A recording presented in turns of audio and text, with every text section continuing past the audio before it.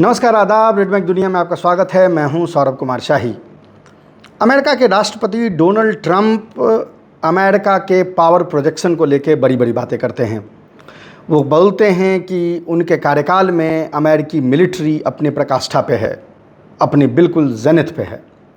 लेकिन हर दिन कुछ न कुछ ऐसी न्यूज़ आती है, कुछ न कुछ ऐसी खबर आती है जिससे पता चलता है कि उनके दावे सही नहीं हैं।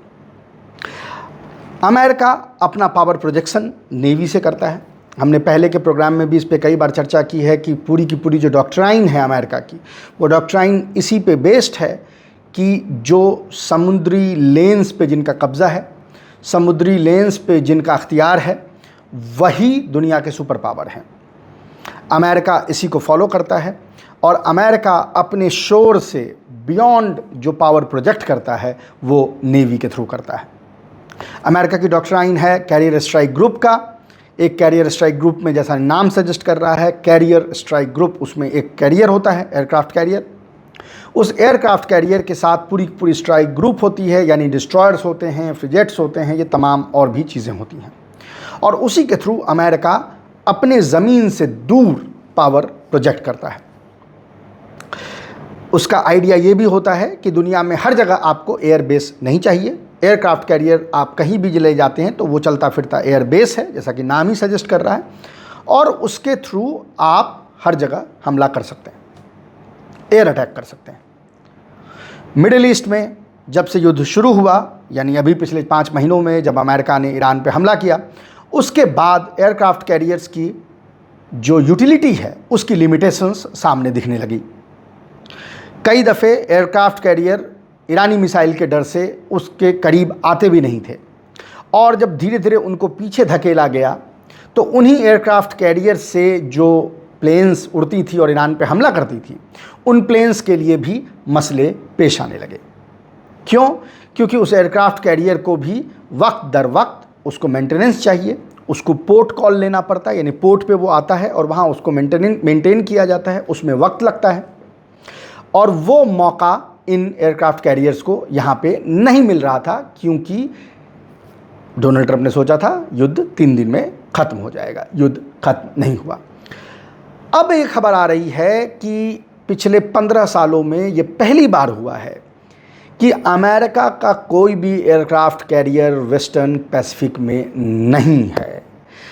अमेरिका का जो एयरक्राफ्ट वेस्टर्न पैसिफिक में था, USS जॉर्ज वॉशिंगटन, उसको भेजा जा रहा है पर्शियन गल्फ में और अदर अरबियन सी में, क्योंकि जो अरबियन सी में US का एयरक्राफ्ट कैरियर था, यानी USS अब्राहम लिंकन, उसकी हालत बुरी हो गई है। आपने सुना ही होगा पिछले कई हफ्तों से ये कहानियाँ कि कैसे उस पे जो लोग डिप्लॉय हैं उनका मेंटल ब्रेकडाउन हो गया है। बहुत लोग एक दूसरे पे हमले कर रहे हैं, कुछ लोग ऊपर से कूदने की, जान देने की कोशिश कर रहे थे जो सेलर्स थे, और वो शिप अब इस काबिल नहीं है कि उसको डिप्लॉय रखा जाए। याद रखें, ये शिप की डिप्लॉयमेंट नवंबर से हुई थी, तो 255 दिन से ऊपर ऐसे ही हो गया है उसका डिप्लॉयमेंट का, और 205 दिन हो गए हैं उसके लास्ट पोर्ट कॉल से। तो उसकी सारी जो सिस्टम्स हैं वो फूक गई हैं, टूट गई हैं, लोगों का मेंटल ब्रेकडाउन हो रहा है, मोराल बहुत ही नीचे गिरा हुआ है। और जाहिर है कि इसको लेके जो भी न्यूज़ आती है, कहानियाँ आती हैं, वो अमेरिकी प्रेस छुपाती रही, और रैदर जो पेंटागन है उसने अमेरिकन प्रेस को ये कहानियाँ नहीं बताई। लेकिन अब जब ऐसी स्थिति में पहुंच गई हैं, जब वहाँ के सेलर्स और उनकी फैमिलीज़ अब ये स्टोरी लीक करने लगे हैं, तो उसको, उस एयरक्राफ्ट कैरियर को रिलीव करने का वक्त आ गया है। और चूँकि अभी अमेरिका के पास इतने एक्टिव एयरक्राफ्ट कैरियर नहीं हैं जो पावर प्रोजेक्ट कर सकें उस रीजन में, तो जो वेस्टर्न पैसिफिक में इकलौता एयरक्राफ्ट कैरियर था, USS जॉर्ज वॉशिंगटन, उसको भेजा जा रहा है। हम जब ये वीडियो कर रहे हैं तो इस फिलवक्त वो जो एयरक्राफ्ट कैरियर है वो जापान में जो US बेस है योकोसुका में, वहाँ से वो निकल चुका है कुछ दिनों पहले, और जब हम ये वीडियो कर रहे हैं तो स्ट्रेट ऑफ मलक्का के पास से वो गुज़र रहा है, यानी उसको मिडिल ईस्ट पहुँचने में अभी कई दिन लगेंगे। फ़िलहाल एक और जो कैरियर है उसको वहाँ पे भेजा गया है, USS जॉर्ज बुश, वो अभी मिडिल ईस्ट में है और जॉर्ज वॉशिंगटन जो है वो उसके साथ वहाँ पे मिडिल ईस्ट में वर्क करेगी। लेकिन ये ओवरऑल यूएस के नेवल जो सुप्रीमेसी थी, नेवल प्रेजेंस था, उसमें भी एक बड़ा होल करती है। क्या कर रही है एक्चुअली, ये जो आप एयरक्राफ्ट कैरियर के मसले देख रहे हैं ये सिर्फ इनके तक ही महदूद नहीं है। यहीं पे अभी इनफैक्ट जो वेस्टर्न पैसिफिक है, और रैदर आप कह लें कि जो चाइना के आसपास का इलाका है, वहाँ पे अभी पिछले हफ्ते एक और यूएस डिस्ट्रॉयर यूएसएस बेनफोल्ड वो ब्रेक डाउन कर गई। उसके अंदर जो जनरेटर था वो ब्रेक डाउन कर गया और 4 दिन तक उसमें कोई पावर नहीं था। लोगों को टॉयलेट जो हैं वो जैम हो गए, टॉयलेट वो जा नहीं सकते थे, बकेट में उनको पॉटी करनी पड़ रही थी, सेलर्स को खाना नहीं मिल रहा था, पोर्टेबल वाटर नहीं नसीब हो रही थी। 4 दिन तक ये स्थिति रही, जब तक कि दूसरे डिस्ट्रॉयर्स या दूसरे जो एसेट्स हैं उन्होंने उसको रिलीव नहीं कर लिया। तब तक यही स्थिति वहाँ पे बनी रही। अब तो ये ओवरऑल एक पिक्चर को दिखाता है कि यूएस ने जो ये पावर प्रोजेक्शन का जो उसका डॉक्ट्रिन है वो कैसे धीरे धीरे उसमें इरोजन हो रहा है। उसी के साथ चाइना, जिसके अराउंड जाहिर है कि वेस्टर्न पैसिफिक में जब डिप्लॉयमेंट है तो वो 2 देशों के मद्देनज़र है, अव्वल पे चाइना और दूसरे नंबर पे नॉर्थ कोरिया, क्योंकि यही देश हैं इस खित्ते में जिनके साथ अमेरिका के अच्छे संबंध नहीं हैं, जिनके साथ अमेरिका के कॉन्फ्लिक्ट्स हैं। तो जाहिर है कि इनके मद्देनज़र ये यूएसएस जॉर्ज वॉशिंगटन यहाँ पे डिप्लॉय की गई थी। अब जब ये वहाँ से निकल रही है तो एक बड़ा इंटरेस्टिंग सिनेरियो ये डेवलप हो रहा है कि अमेरिकी डॉक्ट्राइन को चैलेंज करते हुए जो चाइनीज़ डॉक्ट्रिन है इस इलाके में, वो डॉक्ट्रिन भी इंटरेस्टिंग है और वो बताता है कि क्यों प्रेशर अमेरिकी डॉक्ट्रिन पे या अमेरिकी स्ट्राइक ग्रुप पे इतना प्रेशर क्यों बन गया है। याद रखें, जैसा मैंने प्रोग्राम की शुरुआत में आपसे कहा था, अमेरिका का कैरियर स्ट्राइक ग्रुप बना ही इसलिए है कि वो अपनी ज़मीन से बहुत दूर पावर प्रोजेक्शन कर सके। अमेरिका के प्राइमरी एनिमीज़ उनके अपने जो जोग्राफी है उससे दूर हैं, और चूंकि हर जगह बेस नहीं बनाया जा सकता तो ये एयरक्राफ्ट कैरियर को वो पावर प्रोजेक्ट के लिए यूज करते हैं। चाइना के जो एयरक्राफ्ट कैरियर हैं, चाहे वो जो सुपर कैरियर हो, फुजियान हो, या और भी जो एयरक्राफ्ट कैरियर हैं, वो पावर प्रोजेक्शन के हिसाब से नहीं बने, वो डिफेंस के मद्देनज़र बने हैं। यानी वो इसलिए बने हैं कि अमेरिकी एयरक्राफ्ट कैरियर्स या जो चाइना के दुश्मन ममालिक हैं उनके जो नेवल एसेट्स हैं उनको टारगेट किया जा सके अगर वो चाइना पे अटैक करते हैं, या अगर चाइना ताइवान को यूनिफाई करने की कोशिश करता है और ये देश वहाँ पे ताइवान के हक़ में लड़ने के लिए आते हैं तो उससे अपनी बचाव की जा सके। तो इसका मतलब है कि चाइनीज़ एयरक्राफ्ट कैरियर अपनी सतह से, यानी अपनी ज़मीन से बहुत दूर पावर प्रोजेक्शन के लिए उनको नहीं जाना है, क्योंकि उसमें उनको मोस्टली कहाँ जाना है, उनको मोस्टली जाना है East China Sea, South China Sea and Taiwan Strait. हाँ, कभी कभी आप दूसरे जगहों पे भी दूर भी जा सकते हैं, एक्सरसाइज के लिए जा सकते हैं, या और भी ड्यूटीज़ होती हैं, जैसे जो सोमालिया के पास, आपको हॉर्न ऑफ अफ्रीका के पास जो ये पायरेट्स होते हैं उनको काउंटर करने के लिए। पर मोस्टली ये शिप्स ऑपरेट करेंगी चाइना के अपने टेरिटोरियल वाटर से बहुत दूर नहीं। तो उसका मतलब क्या होता है कि इनके पोर्ट कॉल्स भी ईजिली हो जाते हैं, इनका मेंटेनेंस भी ईजिली हो जाता है, और ये सारी चीज़ें, यानी जो आपके लिए मुश्किल है जिस रिदम को मेंटेन करना, वो रिदम चीनी मेंटेन करते हैं।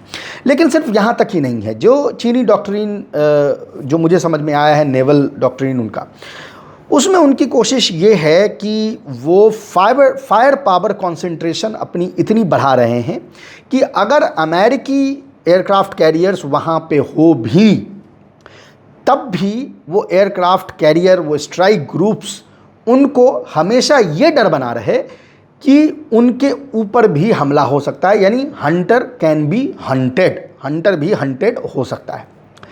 और इसके लिए मल्टी लेयर्ड इंतज़ामात जो हैं वो चाइना ने किए हैं। आपको पता ही है, कैरियर, डिस्ट्रॉयर, मिसाइल्स और तमाम चीज़ें उसने वहाँ पे बनाई है।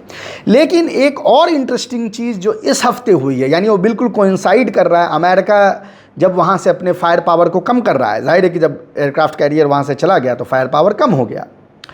जिस वक्त अमेरिका वेस्टर्न पैसिफिक में अपने फायर पावर को कम कर रहा है, बिल्कुल उसी वक्त जो फायर पावर है वो आपको नज़र आ रही है कि चाइना अपने फायर पावर को बढ़ा रहा है। क्या हुआ इस हफ्ते?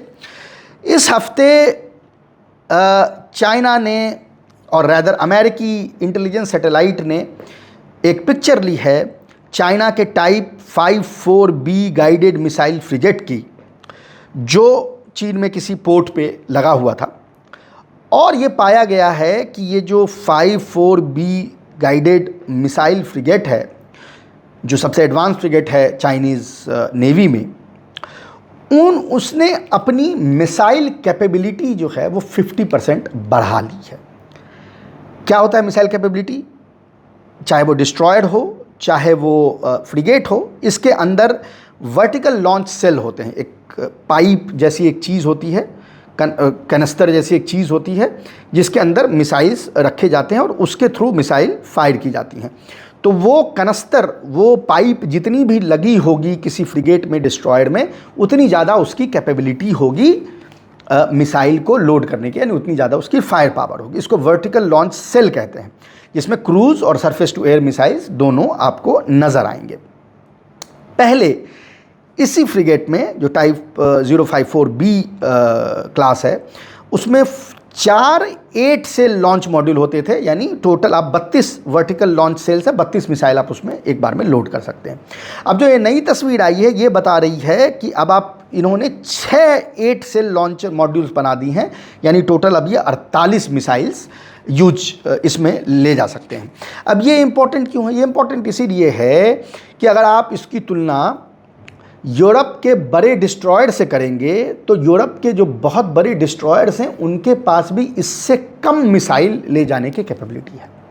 याद रखें, जो अगर आप इसका पिरामिड बनाएंगे तो सबसे नीचे कोस्टल गार्डिंग शिप्स होती हैं, उसके ऊपर फ्रिगेट्स होते हैं, उसके ऊपर डिस्ट्रॉयर्स होते हैं और सबसे ऊपर एयरक्राफ्ट कैरियर होते हैं।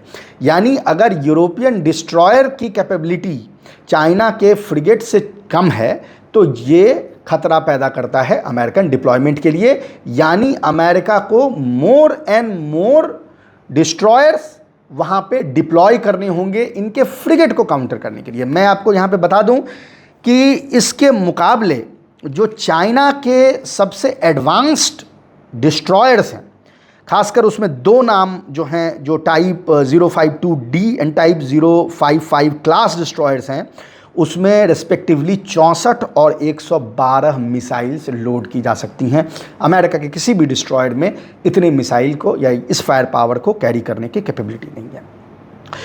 फ्रिगेट में ज़्यादा मिसाइल्स की ज़रूरत क्यों होती है? क्योंकि वो उसका मिक्स यूज होता है। जब आप एक लार्जर यानी if you are operating as part of a larger strike group, naval एक जो पूरा फॉर्मेशन होता है उसके हिस्से में आप अगर बने हुए हैं तो आपके पास कई किस्म के मिसाइल्स रखने होते हैं। कुछ मिसाइल्स आपको रखने हैं जो सरफेस टू एयर हैं, कुछ मिसाइल्स आपको रखने हैं जो rocket assisted anti submarine weapon हैं।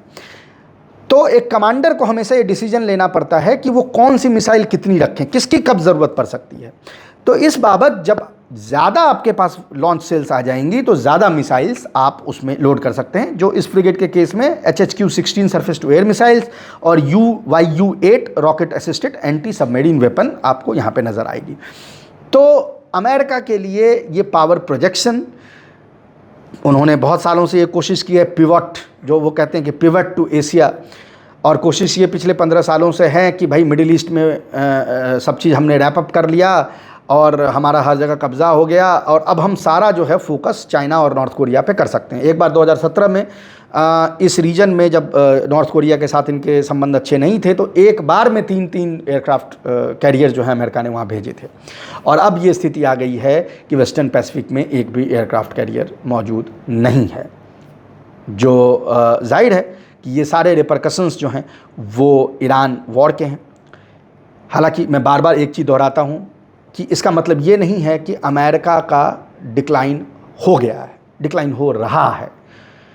हो रहा से मतलब ये है कि अमेरिका हार्ड पावर को यूज़ करके अपने हक में पॉजिटिव डिसीजंस नहीं दिलवा सकता है, यानी प्रेशराइज करके पॉजिटिव मूवमेंट्स नहीं करवा सकता है, लेकिन अभी भी उसके पास डिस्ट्रक्टिव फायर पावर की कोई कमी नहीं है। अमेरिका चाहेगा तो एक सब्सटेंशियल हिस्सा चाइना का और पूरा का पूरा ईरान डिस्ट्रॉय कर सकता है। ये किसी भी डिक्लाइनिंग पावर के पास ये कैपेबिलिटी होती है कि वो किसी भी कंट्री को, खासकर इस तरह का जब गैप हो, तो वो डिस्ट्रॉय कर सके, लेकिन फोर्स का यूज करके पॉजिटिव चेंज ला सके अपने हक में, वो क्वेश्चनेबल है। और वो हम ऑलरेडी मिडिल ईस्ट में देख रहे हैं कि जहां ईरान के पास उसका कोई भी मिलिट्री प्रेशर काम नहीं कर रहा है। लेकिन जैसा मैंने कहा, ईरान वॉर के दूरगामी परिणाम होंगे। ईरानियन सिस्टम रहे ना रहे, कोलैप्स हो जाए या कुछ भी हो, लेकिन उसने ये अश्योर कर दिया है कि अमेरिका का नेवल पावर, अमेरिका का पावर प्रोजेक्शन भी कोलैप्स हो रहा है। डिस्ट्रक्टिव है, लेकिन कोलैप्स के रास्ते पे बढ़ चुका है।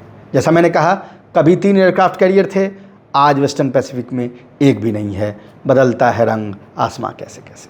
अभी के लिए इतना ही, हम आपसे फिर मिलेंगे, तब तक के लिए नमस्कार।